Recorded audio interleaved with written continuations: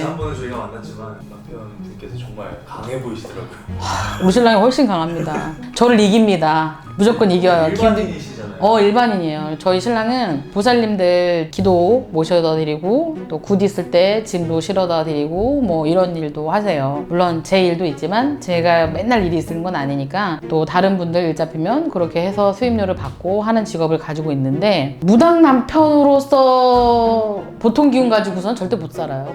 절대로 못 살아요. 보살보다 더 세거나 아니면 그야말로 진짜 보살이 완전 세서 나 죽었어 하고 살더라도 보통의 기운이 있지 않으면 절대로 보살랑 못 살아요. 우리 신랑도 어려서 자기가 꿈인지 진짜로 본 건지를 기억은 그게 이상한데 자다가 깼대요. 자다가 깬 게 자고 있는데 갑자기 바람 같은 게 이렇게 막 부는 느낌이 문 닫혀 있는데 느낌이 들어서 뭐지? 이러고 보니까 하얀 연기 같은 게 싹 깔리더니 어떤 할머니가 하얀 옷을 입고 하얀 모자를 쓰고 걷는 게 아니라 영화에서 보듯이 슥 들어오더래요. 그러더니 우리 신랑을 싹 쳐다보더니 너는 안 되겠구나 이렇게 하면서 책상 의자를 탁 하더니 거기 잠깐 앉았다가 고개를 흔들고 안 되겠구나 하고서는 그냥 쓱 다시 나갔대요. 그거는 그 할머니가 무슨 할머니냐면 우리 표현으로는 불사 할머니예요. 신명에 계시는 분이거든요. 그건 뭐냐면 제가 보기에는 무당 제자를 만들고 싶은데 넌 안 되겠구나. 그러니까 팔자는 맞으나 너는 무당으로 만들지는 않겠다. 뭐 이런 뜻인 거로 자기가 생각이 된대요. 근데 그게 어려서가 완전 아기가 아니라 성인이 돼서래요. 성인이 된 지금이 이제 나이가 50이거든요. 우리 신랑이. 근데 자기 20대 때 결혼하기 전에 그 꿈을 딱 꿨다고 그러더라고요. 근데 저는 그 얘기를 꿈꾼 얘기를 몰랐는데 이제 제가 무당이 됐잖아요. 무당이 됐는데 거기 이제 할머니, 저희 신랑이 최 씨인데 최 씨 집안에 할머니라고 하시면서 오셔서 저한테 그러시는 거예요. 하얀 옷을 입고 딱 오더니 내가 내 새끼는 무당 못 만들어서 무당 정말 제대로 불릴 여자 찾느냐고 바빴다. 내가 그래서 너 찾느냐 다니냐고 힘들었다 그러시더라고. 그래서 제가 얘기를 했어요. 우리 신랑한테. 오빠 할머니가 실려서 이렇게 얘기하시는데 그랬더니 그때서 꿈 얘기를 하더라고요. 소름 돋는다고 하면서 저 봐요 지금 소름 돋잖아. 그 얘기를 하는 거예요. 하얀 옷을 입고 모자 쓴 할머니냐고. 그래서 우리 불사 할머니 그랬더니 와 무섭다고. 물론 칠성 할머니도 그렇지만 불사라고 해요 표현을. 자기 그런 꿈 꾼 적 있다고. 아무한테도 지금까지 말한 적이 없는데 너무 무섭다는 거 소름 끼친다고 하더라고. 그래서 기는 저보다 훨씬 세고 강하고 촉도 겁내게 좋고 어떨 때 보면 우리 신랑이 한 마리 더 잘 맞을 때도 있어요. 진짜로.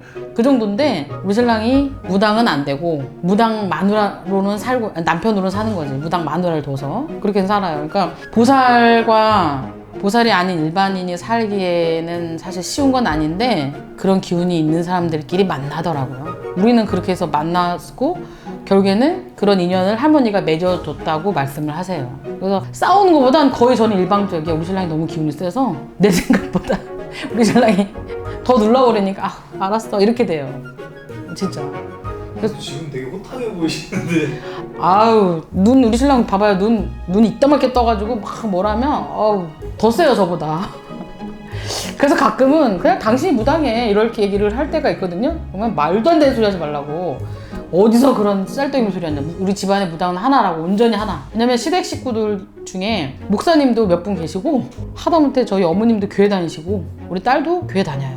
저는 교회를 뭐라 하는 게 아니라 종교는 자유다. 서로 각자 길은 다르니 각자 알아서 그런 건 살자 이런 스타일인데 그만큼 농담처럼 진담처럼 하는데 우리 신랑이 저보다 그런 거 보면 훨씬 강해요. 그래서 그 기운이 있으니까 저랑 살 수 있는 거지. 그런 진력이 없거나 기운이 없는 사람들은 보살 일도 못하고 보살과 살 수도 없어요.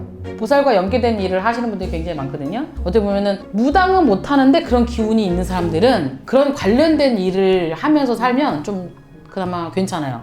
지금 이렇게 선생님들도 오셔서 이렇게 하는 게 제가 처음부터 말씀드렸지만 보통 기운으로 계시진 않은 거예요. 영향이 있으니까 뭐 가위 눌러도 귀신과 대화를 하고 욕을 할 수 있는 거지 절대로 안 그러면 그거 못해요. 근데 일반인이랑 그래도 네. 보살이랑 네. 정말 그냥 남녀로 사랑을 할 수 있잖아요. 그쵸. 기운과 별개로 그럼요. 그렇게 해서 만나면은 남자가 엄청 힘들어지나요? 거의 그런 얘기 할 때마다 사람들이 얘기하는 게 이런 말 하면 좀 그런데 남자의 구실을 잘하던 사람이 보살을 만나서 남자의 구실을 못한다는 얘기를 많이 해요. 기운이 다 먹혀서 그런다고 하는데 내가 보기엔 그냥 그 핑계 같아. 자기들이 그건 자기들이 잘못하는 것 같아. 이런 생각이 있는데 그럴 수는 있어요. 어떨 때 왜 그러냐면 사실 이게 뭐 웃으면서도 하지만 우리가 제갓집이라고 하는 손님들 부적 쓸 때 저 같은 경우 부적 써야 될 때도 3일 기도를 해요. 그러면 혹시라도 부정 탈까봐 같이 잠은 자도 잠자리를 하면 안 돼. 이런 거 있거든요. 또 굿이 잡히면 또 금욕이야. 이렇게 하면 안 돼. 이런 것들이 있어요. 절제해야 되는 시간들이 있잖아요. 그러다 보니까 약간 그런 거를 못하니까 하면 안 되니까 억압적인 게 있어서 그런 건 아닌가? 이런 건 있죠. 근데 아까 말한 것처럼 일반 남자가 일반인, 여자가 보살. 그러면 남자 구슬을 잘 못한다는 거 100%는 아니지만 그럴 수 있을 것 같기는 해요.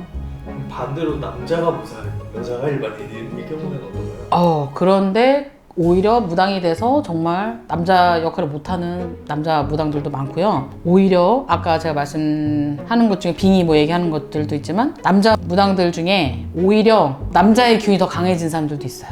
그래서 이렇게 여러 사람을 만나는 사람들도 있어요. 그거는 무당이어서가 아니라 그냥 개인적인 거. 근데 사람마다 조금씩은 달라요. 모든 거든 다 그렇잖아. 근데 남자 무당들이 남자 무당이 됐다고 해서 남자 역할을 못하냐? 80%는 못하는 것 같아요.